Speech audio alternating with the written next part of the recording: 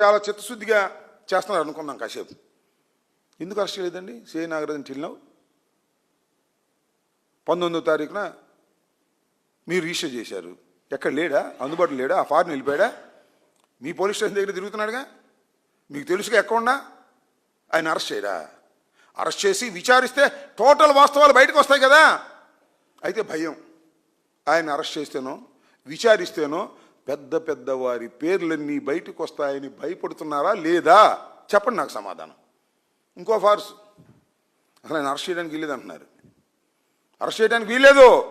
Sincere police officer, మనుషులు చంపితే చంపొచ్చు, కానీ గంజాయిలను పట్టుకున్నాడు. ఆడపిల్లల్ని దౌర్జన్యం చేస్తే వాళ్ళని పట్టుకున్నాడు. అతను అరెస్ట్ చేయడానికి లేదు, మనుషులు చంపినా సరే అని ఒక బ్యాచ్ బయలుదేరింది.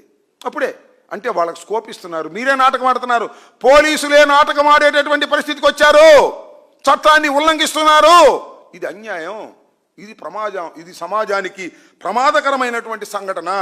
తక్షణమే మీరు అతను అరెస్ట్ చేయాలి, విచారించాలి. అది కాదండి, అరెస్ట్ చేసి ఎన్నిసార్లు పోలీస్ కస్టడీలోకి తీసుకుంటున్నారు రాజకీయ నాయకుల్ని, నేరస్తుల్ని. రాజకీయ నాయకులు కూడా తీసుకుంటున్నారు, నేరస్తులనే కాదు. పోలీస్ కస్టడీ అని తీసుకుంటున్నారు. ఎందుకు అరెస్ట్ చేయరు? పోలీస్ కస్టడీలో ఎందుకు విచారించరు? వాళ్ళకి ఏమైనా ఎగ్జామ్షన్స్ ఉన్నాయా? మీరే విచారిస్తున్నారు కాబట్టి పోలీసు వారికి చట్టాలు వర్తించవనేటువంటి భావనతో ఇవాళ మీరు ప్రయత్నం చేస్తున్నారు. ఇది చాలా దుర్మార్గమైనటువంటి అంశం. అంతేకాదు, సాయికృష్ణ కేసుతో పాటు క్రాంతి కుమార్ కేసు 21వ తారీఖున మే 27వ తారీఖున చనిపోయాడు, ఆత్మహత్య చేసుకున్నాడు. ఇది మే 23వ తారీఖున సాయికృష్ణ చనిపోయాడనే ఆరోపణ ఉంది. ఏం చేశారు?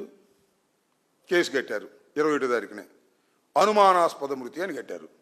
ఆ తరువాత వీడియో బయటకు వచ్చింది. వాళ్ళ నాన్న వెళ్ళి రిపోర్ట్ ఇచ్చాడు. ఎందుకు మర్డర్గా మార్చరు? ఎందుకు ఇన్వెస్టిగేషన్ చేయరు? ఎందుకు కోల్డ్ స్టోరేజ్లో పడేశారు?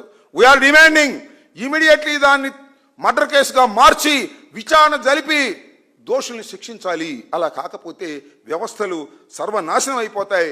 ఎందుకు ఆలస్యం చేస్తున్నారు? ఆ ఎఫ్ఐఆర్ని మీరు అనుమానాస్పదంగా రిజిస్టర్ చేసిన 21వ తారీఖున జరిగినటువంటి సాక్ష్యాధారాలు ఉన్నప్పుడు కూడా ఎందుకు మీరు ఈ విధంగా చేస్తున్నారు? అందువలనే మేము డిమాండ్ చేస్తున్నాం, సిబిఐ దర్యాప్తు దీనిలో జరపాలనేది మా డిమాండ్ వైఎస్ఆర్ కాంగ్రెస్ పార్టీ తరఫున. నేను మనవి చేస్తున్నా, ఈ బాధ్యతల నుంచి ఎవరూ తప్పించుకోలేరు. చివరికి ముఖ్యమంత్రి కానీ హోంమంత్రి కానీ వీళ్ళెవ్వరూ కూడా ఈ బాధ్యతల నుంచి తప్పించుకోలేరు. నేరం చేశారు. ఈ నేరానికి బాధ్యత వహించవలసింది ఈ ప్రభుత్వం. విజయవాడ పోలీస్ స్టేషన్లో చట్టాలు అమలు కాకోకుండా అతి దారుణంగా వ్యక్తుల్ని భక్షించేటటువంటి కార్యక్రమాలు జరుగుతుంటే దాన్ని మేము వ్యతిరేకిస్తున్నాం. దానికి స్పష్టంగా ఇంకోటి కూడా చెప్పదలుచుకున్న కొన్ని డిమాండ్స్ కూడా ఈ రోజున చెప్పదలుచుకున్నాం. మార్కాపురం నుంచి తీసుకొచ్చిన టాస్క్ ఫోర్స్ సిబ్బంది ఎవరు? వారి పేర్లు ఏంటి? బయట పెట్టాలి పోలీసు వారు. కమిషనర్ గారిని బయట పెట్టాలి. నేను ఇంకోటి మనం చేస్తున్నా, కమిషనర్ అనే వ్యక్తి విధుల్లో ఉండగా న్యాయం జరగదు. ఆయన్ని విధుల నుంచి తప్పించాలి, సస్పెండ్ చేయాలి. ఆయన ప్రోద్బలంతోనే టాస్క్ ఫోర్స్ వెళ్ళి తీసుకొచ్చిందనేటువంటి అనుమానాలు మాకున్నాయి, సాక్ష్యాలు కూడా ఉన్నాయి. దానికి టాస్క్ ఫోర్స్ అనేది కమిషనర్ యొక్క ఆదేశాల మేరకు మాత్రమే పనిచేస్తుంది కాబట్టి, దీనిలో కమిషనర్ ఇన్వాల్వ్ అయ్యాడు కాబట్టి కమిషనర్ని విధుల నుంచి తప్పించి సస్పెండ్ చేసి విచారణ కొనసాగిస్తే తప్ప దీనిలో వాస్తవాలు బయటకు రావు. వీళ్ళు చేసేదాని గురించి కూడా అసలు టాస్క్ ఫోర్స్ ఎవరు పంపారు చెప్పాలి. వాళ్ళంతా వాళ్ళు వెళ్ళారా వీళ్ళు వెళ్ళారా చెప్పాలి. అయితే ఎన్బిడబ్ల్యూ మీద మీరు వెళ్ళి తీసుకొస్తే ఇమీడియట్గా కోర్టులో ప్రొడ్యూస్ చేయవలసిన మీరు ఎందుకు కోర్టులో ప్రొడ్యూస్ చేయలేదు? ఇవన్నిటినీ కూడా దీని మీద వాస్తవాలు బయటికి రావాలి. కాబట్టి సాక్షుల్ని ఆల్రెడీ బెదిరించే కార్యక్రమాలు చేస్తున్నారు. ఈ సాక్షుల్ని బెదిరించే కార్యక్రమాలు ఆపాలి, సాక్షులకి రక్షణ కల్పించాలి, సాయి కృష్ణ కుటుంబానికి రక్షణ కల్పించాలి, అలాగే ఈ క్రాంతి కుమార్ కుటుంబానికి కూడా రక్షణ కల్పించాలి. కాబట్టి తక్షణమే దీని మీద సిబిఐ ఎంక్వైరీ వేయాల్సిందిగా మేము డిమాండ్ చేస్తున్నాం.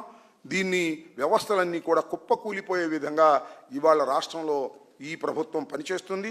దీన్ని అందరూ వ్యతిరేకించాలని కూడా ఈ సందర్భంగా నేను చెప్పదలుచుకున్నాను.